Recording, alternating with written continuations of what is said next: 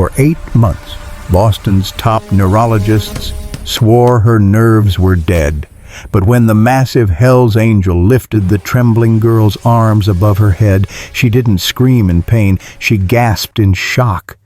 As her hands stayed in the air, defying every medical diagnosis, the biker realized the horrific reason why she had been pretending to be paralyzed, and he knew he had to get her out of the city before her grieving family did the unthinkable. I want to know, where are you watching from? Comment your city down below and hit that subscribe button.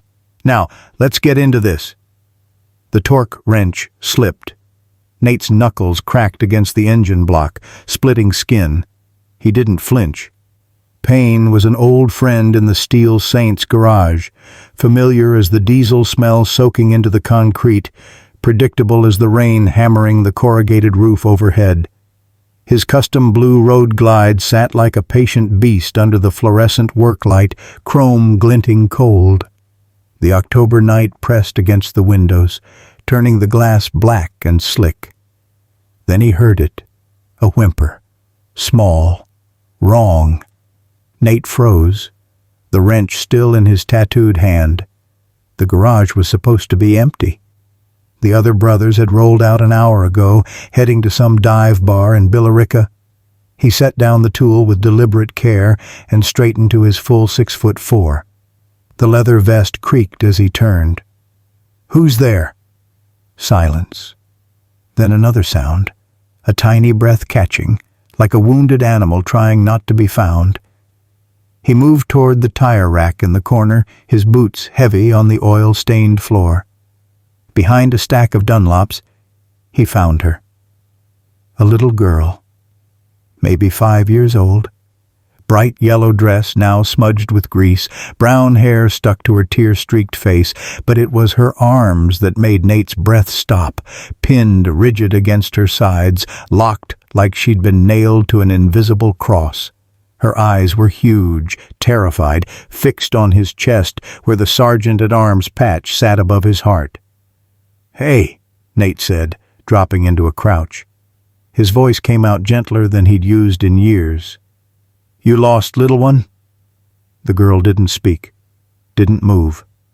Couldn't move, he realized.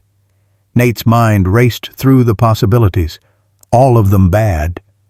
A missing kid in his clubhouse meant cops. Cops meant questions. Questions meant his parole officer showing up with a smile that promised a cell back in Walpole. But looking at those terrified eyes, none of that mattered. "It's okay," he murmured. "Nobody's going to hurt you here." He reached out slowly, the way you'd approach a spooked horse. When she didn't bolt, he slid his massive hands under her arms and lifted her up to the workbench, the same bench where he'd rebuilt 1,000 carburetors, where he'd stitched his own knife wounds with fishing line. She weighed nothing. On instinct, wanting to make her smile, wanting to chase away that awful frozen terror, Nate gently grasped her small wrists. He lifted her arms up and out in a "yay" gesture, expecting resistance, expecting her to cry out in pain. Instead she gasped, not in agony, in shock. Her arms were moving. After 8 months of paralysis, after specialists in Boston had declared her nerves permanently dead, her hands were reaching toward the garage's water-stained ceiling. Evelyn stared at her own fingers like they belonged to someone else, her mouth falling open in disbelief. Then her gaze dropped to Nate's forearms, to the serpents and skulls and Bible verses inked into his skin, and something shifted in her expression.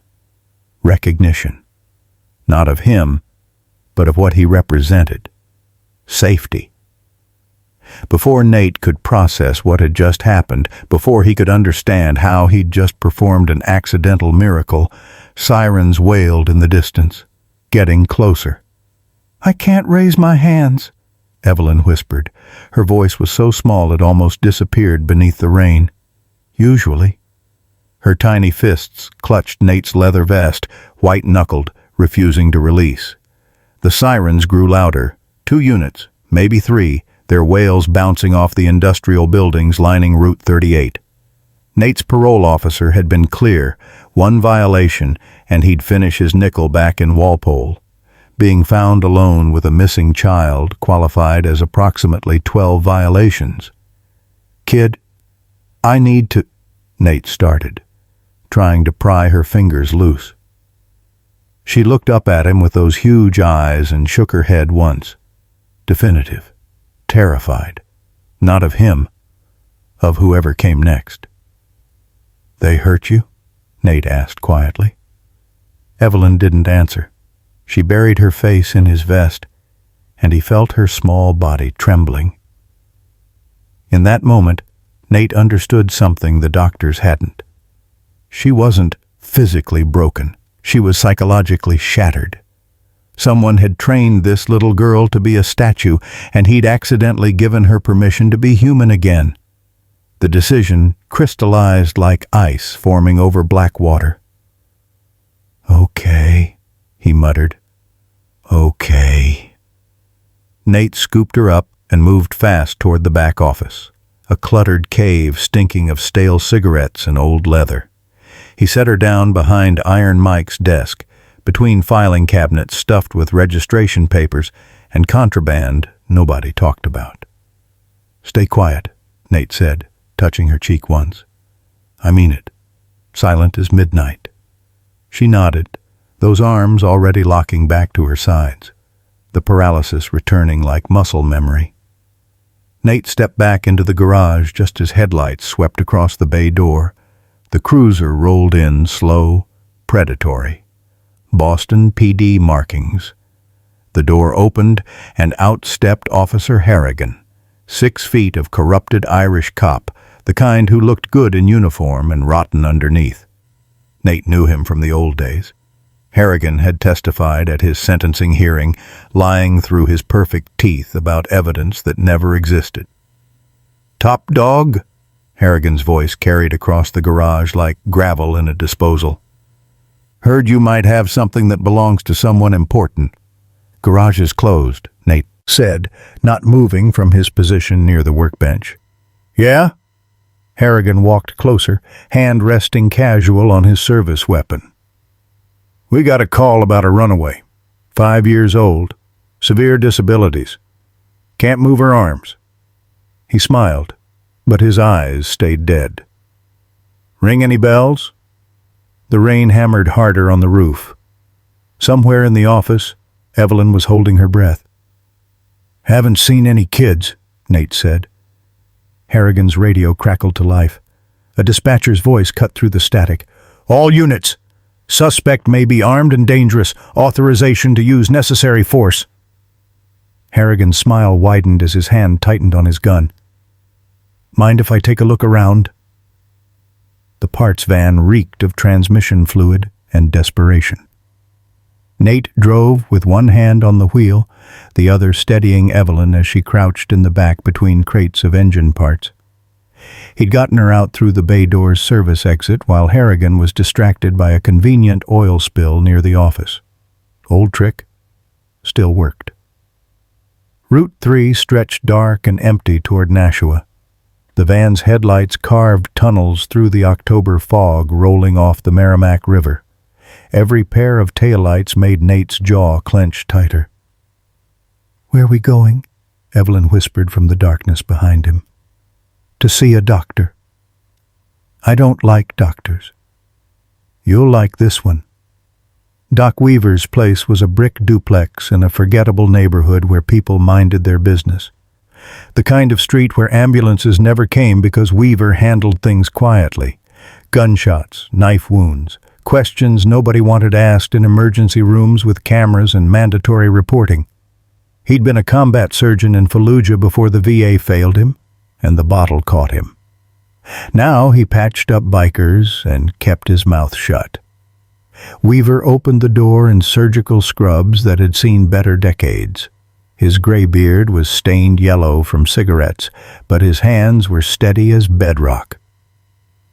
"Christ, Nate," he muttered, eyeing Evelyn. "She better not be what I think she is. Just look at her." Weaver's basement exam room was cleaner than most hospitals.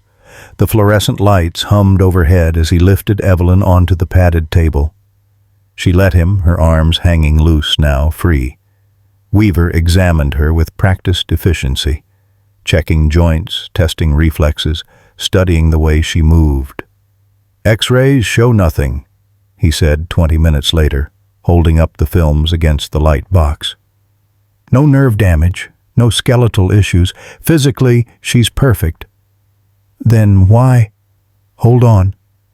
Weaver rolled up Evelyn's sleeves carefully. Faint circular bruises ringed her upper arms like ghostly bracelets. Old marks, weeks healed, but unmistakable. "Restraints," he said quietly. "Prolonged. Tight enough to leave memory in the tissue." Nate's hands curled into fists. "Someone tied her down? Someone conditioned her." Weaver's voice was clinical, but his eyes were furious. "Classical conditioning. Pavlov for abuse. Tie a child down long enough, hurt them when they move, and eventually they stop trying. The paralysis becomes psychological. The body remembers the punishment even after the restraints are gone." A TV mounted in the corner suddenly blared louder, the 10 o'clock news. Weaver had left it on mute, but now the volume surged. "Missing 5-year-old Evelyn Pierce, last seen this afternoon near downtown Lowell. Her stepfather, Councilman Richard Pierce, is pleading for her safe return." The screen filled with a man's face. Expensive suit, perfect hair, concerned expression that looked focus-grouped and rehearsed. Behind him, City Hall steps, reporters with microphones thrust forward like weapons. Evelyn's entire body went rigid. Her arms snapped back to her sides, locked tight. Her eyes glazed over, pupils dilating into black holes. She stopped breathing. "Evelyn?" Nate grabbed her shoulders. Nothing. She was gone. A statue in a yellow dress. On the TV, Councilman Pierce wiped away a tear for the cameras and said, "Please, if anyone has seen my daughter, she requires constant medical care." Doc Weaver killed the TV, but the damage was done. "That him?" Nate asked, already knowing. Evelyn's silence was answer enough. Nate pulled out his phone, fingers moving fast across the screen, searching. What he found made his blood freeze. Richard Pierce wasn't just a councilman. He was running for state senate. His entire campaign was built on a sob story. Devoted stepfather caring for his tragically disabled child. The bruises on Evelyn's arms suddenly made perfect sense. Pierce needed her broken, needed her paralyzed, needed her to be proof of his sainthood. Outside, gravel crunched under tires. Multiple vehicles, moving slow. Weaver moved to the window and swore softly. "Nate," he said, "we got company, and they're not cops." The basement exit led to an alley that stank of rotting leaves and broken dreams. Nate carried Evelyn tucked against his chest, Doc Weaver covering their retreat with a .45 that had seen action in 2 wars. The vehicles out front never moved, a message, not an assault. They wanted Nate to know he was being watched. By the time they reached the backup van, Weaver kept for emergencies, every news channel in Boston was running the same story. Nate's face filled the screen of a convenience store TV as they drove past. Security camera footage from the Steel Saints garage, grainy but damning. The Chiron screamed, "Wanted! Nathan, Top Dog Kowalski, armed and dangerous." "Jesus," Weaver muttered from the passenger seat. "They're calling you a predator." The news cut to Pierce standing on the State House steps, his face a masterwork of orchestrated grief. Behind him, a coalition of disability rights groups, police chiefs, even the mayor. The man had mobilized half of Massachusetts. This man, Pierce said, pointing at Nate's mugshot, "has stolen my daughter. A child who cannot defend herself. A child who needs constant medical supervision." The reporter's voice was breathless with righteous anger. "Authorities warn Kowalski has a violent history, aggravated assault, racketeering. If you see him, do not approach." Nate's jaw worked. Every cop in New England would be hunting him by sunrise. Every citizen would be a potential enemy. He couldn't run forever, not with a 5-year-old in tow. "St. Christopher's," Nate said quietly. "The church on Westford Street. Father Murphy won't ask questions. We drop her there. I disappear." "You sure?" Weaver glanced at Evelyn in the back seat. "I'm not built for this." Nate's voice was hollow. "She needs someone who can protect her. Someone clean." They drove in silence through streets slick with rain. The church appeared like a ghost through the fog, old stone, stained glass windows dark, a sanctuary that had sheltered runaways since Kennedy was president. Nate lifted Evelyn out of the van. She was awake now, arms hanging loose, watching him with those bottomless eyes. "There's people inside who'll keep you safe," he said. "Better than me?" "No." Her voice was small but absolute. "Kid, he puts me in the box when I move." The words hit Nate like buckshot. "What box?" "The quiet box." Evelyn's eyes filled with tears, but she didn't blink. "It's dark, and it gets smaller and smaller, until I promise not to move anymore." Nate's hands started shaking, not from fear. From rage so pure it burned white hot. "How long?" he asked. "Hours, sometimes days." Doc Weaver had gone pale. "Sensory deprivation," he whispered. "That's not just abuse. That's systematic psychological torture." Nate looked back at the news van that had just pulled up across the street, camera lights blazing, then at the church doors, then at Evelyn, this tiny girl in a yellow dress who'd survived something most grown men couldn't endure. Pierce wasn't just a monster. He was a predator with a system. And if Evelyn got cured, if anyone discovered she could move freely, his entire Senate campaign collapsed. The foundation funding, the speaking fees, the sympathy votes, all of it built on the broken body of a child. Pierce couldn't let her be whole. He needed her shattered, which meant Pierce would never stop hunting. "Change of plans," Nate said, turning away from the church. Behind them, a helicopter searchlight split the night sky. The manhunt had begun. The text message glowed in the darkness of the abandoned warehouse. "Old Shipyard, Pier 7. Midnight. Come alone. Riley." Sarah. Riley was the only journalist Nate trusted, a Globe reporter who'd covered the Steel Saints fairly, who understood the difference between outlaws and monsters. If anyone could expose Pierce's sins to daylight, it was her. The Salem shipyard was a graveyard of rust and broken concrete, the kind of place where container ships came to die. Fog rolled off the harbor thick as smoke, turning the sodium lights into dim halos. Nate kept Evelyn close, one hand on her shoulder, the other resting on the .38 tucked in his waistband. "I don't like this place," Evelyn whispered. "Me neither, kid." Pier 7 stretched into darkness like a finger pointing at nothing. Nate's boots echoed on warped planking that groaned under his weight. At the end of the pier, a figure stood silhouetted against the oil-black water. But the posture was wrong, too broad, too male. "Riley?" Nate called out. The figure turned. Officer Harrigan's face materialized from the fog, his smile shark white in the gloom. "She couldn't make it," Harrigan said. Behind him, shapes moved. 4 men in tactical gear, faces covered, weapons drawn. Not police, private contractors, the kind Pierce's campaign money could buy. "But she sends her regards." Nate shoved Evelyn behind him. "You set me up. Nothing personal, top dog." Harrigan's gun came up smooth. "But the councilman needs his daughter back, and he needs you gone. Turns out, dead kidnappers make better headlines than arrested ones." The tactical team spread out, cutting off escape. Nate's hand moved toward his .38, but he was already too slow. The first shot cracked across the water.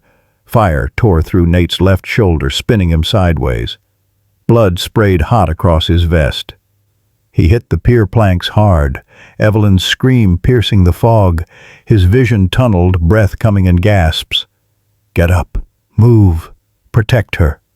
Nate's right hand found the .38. He fired blind, twice, 3 times. One of the contractors went down. The others scattered, seeking cover among the pier's support beams. Through the pane, Nate saw it. A small fishing boat tied to the pier's edge, maybe 20 feet away. Ancient motor. Peeling paint. Probably didn't run. It was their only chance. "Evelyn!" Nate grabbed her hand, his shoulder screaming protest. "Run!" They bolted for the boat as bullets chewed splinters from the planks. Nate threw Evelyn over the rail, heard her hit the deck with a cry. He tumbled after her, blood soaking through his vest, hands shaking as he fumbled with the motor cord. 1 pull, nothing. 2 pulls. The engine coughed. 3 pulls. The motor roared to life, belching blue smoke. Nate cut the line with his knife as Harrigan reached the edge of the pier, his gun tracking their movement. "You're dead, Kowalski!" Harrigan's voice cut through the fog. "You hear me? Dead!" The boat lurched forward into the harbor's embrace. Fog swallowed them whole, Harrigan's curses fading to nothing. But Nate could feel the blood pumping from his shoulder, warm and sticky, could feel consciousness starting to slip like sand through broken fingers. Evelyn's small hands pressed against his wound, trying to stop the bleeding. "Papa Nate?" Her voice was terrified. "Don't die. Please don't die." The harbor stretched dark and endless ahead. Behind them, searchlights swept the water. They had no destination, no allies, no plan, just a dying biker, a traumatized child, and a stolen boat running on fumes. The motor sputtered once, twice, then went silent. Nate's fingers were slick with blood as he fumbled for his phone. The boathouse they'd drifted into stank of dead fish and creosote, water lapping against rotted pilings. His shoulder was on fire, vision swimming in and out of focus. Evelyn had torn strips from her yellow dress to pack the wound, but the bleeding wouldn't stop. "Mike," Nate gasped when the call connected. "I'm burned. I'm bleeding out, and I got a little girl with me who's going to die if Pierce gets her back." Silence on the line, then Iron Mike's gravel voice. "You on the harbor? Old boathouse near the Tobin Bridge. You armed?" "Barely." "Can you ride?" Nate looked at his shaking hands, the blood pooling in the boat. "No." Another pause. Nate waited for the words he deserved. "Cut her loose. Save yourself. The club can't protect you." Instead, Mike said 2 words that changed everything. "Bring her home." 20 minutes later, headlights carved through the fog. Not cop cars, Harleys. 8 of them, rolling silent with engines off, pushed by the brothers to avoid detection. They loaded Nate onto Tiny's touring bike, Evelyn clutching his back. The convoy moved through back streets like ghosts, avoiding cameras, avoiding cruisers, avoiding the dragnet tightening around Boston. The Steel Saints clubhouse was a fortress by the time they arrived. Windows boarded, doors barred. 30 bikers armed with enough firepower to hold off a small army. And in the center of it all, tiny Evelyn in her torn yellow dress, looking like a candle flame in a cave of leather and chrome. Doc Weaver stitched Nate's shoulder, while the brothers formed a circle around them. Tiny, Chains, Reaper, all of them watching the street through gun slits cut in the plywood. Evelyn wandered among them, silent, studying. She stopped in front of Tiny, who stood 6'6" with arms like telephone poles. He glanced down, his scarred face softening. "You hungry, little bird?" She nodded. Tiny pulled out a candy bar. Evelyn took it, then mimicked his stance, feet spread, hands on hips, chin up. The room went quiet. This tiny girl in a yellow dress, standing like a biker, defiant and unbroken. "She's got heart," Chains muttered. "She's got family now," Mike said. Outside, sirens began to wail. Multiple units. Coming closer. Mike's phone buzzed. He read the screen, his face going hard. "SWAT team mobilizing. Pierce called it in personally. Claims we're holding a hostage." Nate struggled to sit up despite the pain. "How long?" 10 minutes. Maybe less. Iron Mike racked a shotgun, the sound echoing through the clubhouse like a death knell. "Brothers," he said quietly, "we stand." Through the boarded window, red and blue lights painted the street like war paint. The SWAT commander's voice crackled through the megaphone like thunder. "This is Boston PD. You are surrounded. Release the child and come out with your hands visible." Nate pressed his face to the gun slit. 20 tactical officers minimum, positioned behind armored vehicles, snipers on the rooftops across the street. He could see the glint of their scopes.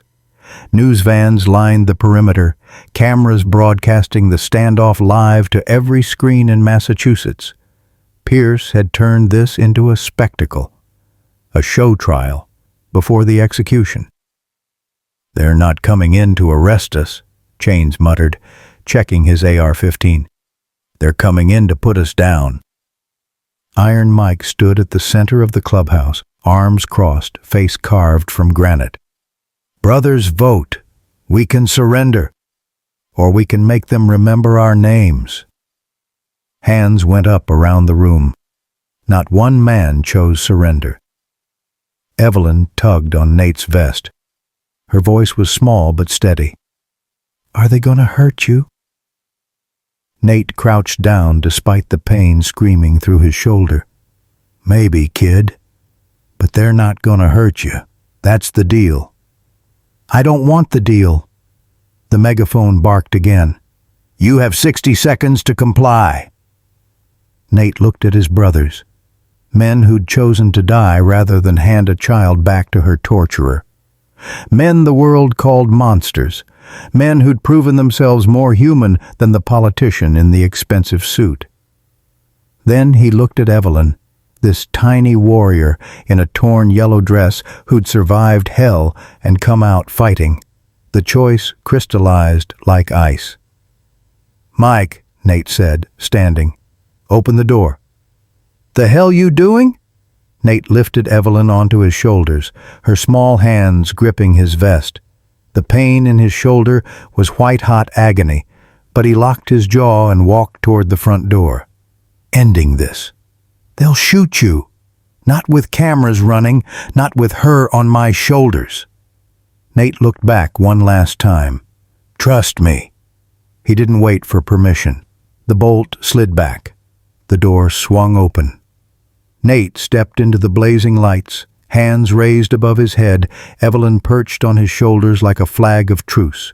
30 laser sights painted his chest red. The street went silent except for the cameras clicking like hungry insects. "Don't shoot!" a voice screamed from the crowd. But it wasn't Nate's voice. It was Evelyn's. She raised her hands high above her head, both arms reaching for the sky, moving freely, impossibly, the paralyzed girl, moving, on live television. Every camera swung toward her, every reporter started shouting. The SWAT commander froze mid-command. And at the police line, pushing through the crowd in his perfect suit, Councilman Pierce's face went white as death. "No!" Pierce screamed, breaking through the barrier. "She needs help! She's—" Evelyn pointed straight at him. "Boxman," she said clearly, her voice carrying across the silent street. "Bad boxman." Then she made a gesture, hands coming together, closing into a small square, getting smaller and smaller until her fingers were just inches apart, mimicking the sensory deprivation tank. The crowd erupted. Pierce lunged forward. And that's when Evelyn's hands started to shake. Evelyn's hands weren't shaking from fear. They were trembling with rage. "Don't shoot my Papa Nate!" Her scream cut through the chaos like broken glass. The words echoed off brick buildings, bounced through microphones, broadcast across every channel. The SWAT team hesitated. 30 fingers on 30 triggers, but none of them squeezed. Evelyn waved her arms frantically at the tactical officers, both hands cutting through the air in wild arcs. "No! He saved me! He saved me!" A reporter in the front row gasped. "She's moving! Oh my God, she's actually moving!" The camera zoomed in tight. High-definition lenses captured every impossible motion, fingers spreading, wrists rotating, elbows bending. 8 months of permanent nerve damage evaporating in real time.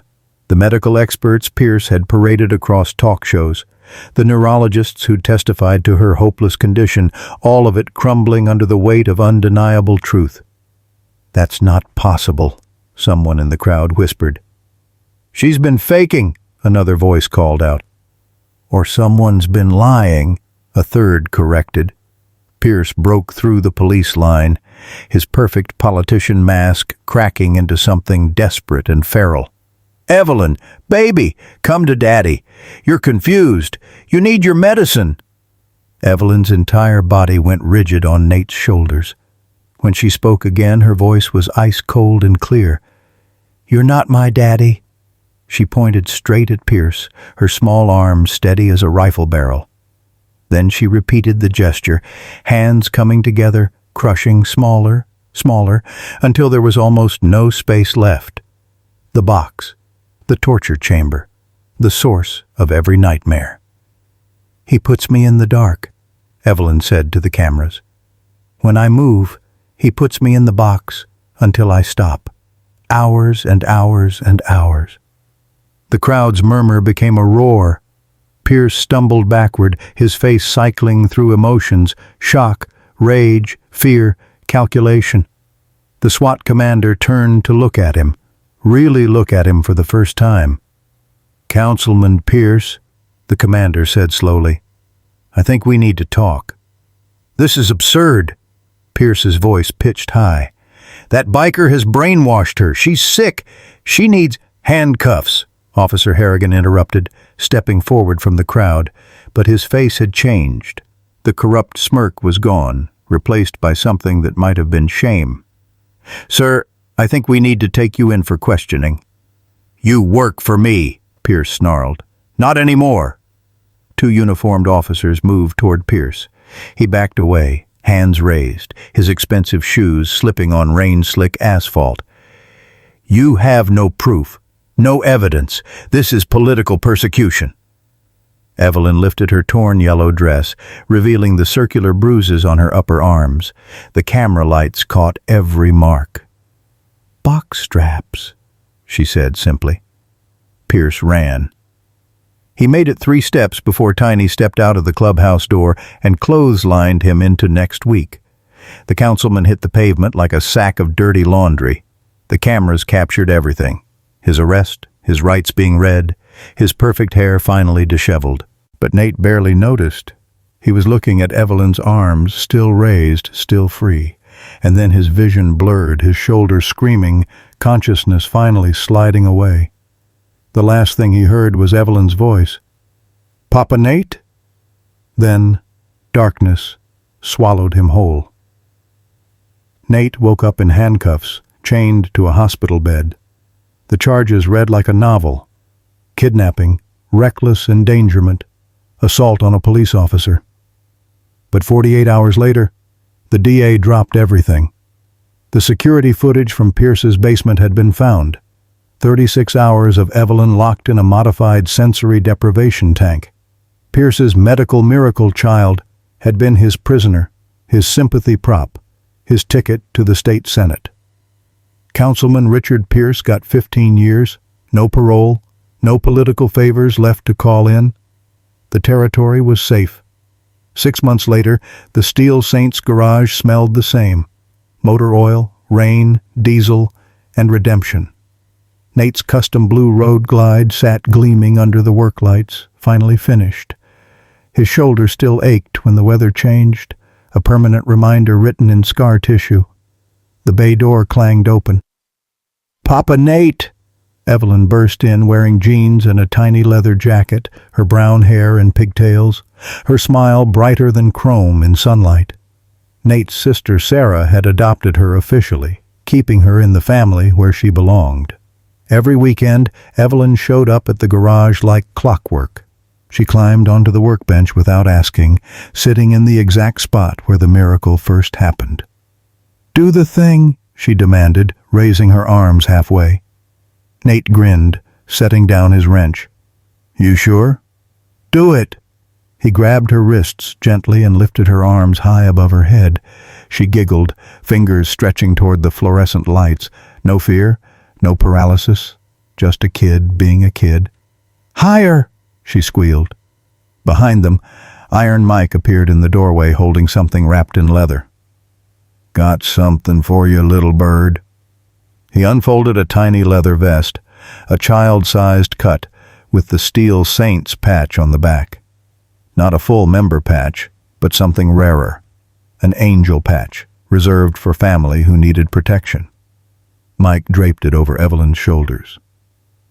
"You're one of us now," Mike said gruffly. "Official." Evelyn's eyes went wide. She touched the patch like it was made of gold. "I'm a Steel Saint?" "You're our angel," Nate corrected. "And angels don't ever walk alone." Outside, the brothers fired up their bikes in sequence. A thunderous chorus of Harleys revving, the sound of celebration instead of war. Evelyn ran to the window, her vest flapping, her arms waving wildly at the brothers who'd chosen to die for her. The girl who once couldn't raise her hands was now reaching for the sky. Nate watched her, this tiny warrior in a leather vest who'd survived hell and come out stronger. He thought about Pierce in his cell, about Harrigan who'd testified against him, about how the world labeled men like the Steel Saints as monsters while putting men like Pierce on pedestals. Sometimes the toughest hands are the gentlest. Sometimes the men the world fears are the only ones brave enough to protect the helpless. And sometimes family isn't about blood. It's about who shows up when everyone else walks away. If you believe that the toughest hands can also be the gentlest, and that every child deserves a protector who refuses to back down, like and share this story. Subscribe now for more stories like this. Also check out the 2 videos showing on the screen right now, specially crafted for you.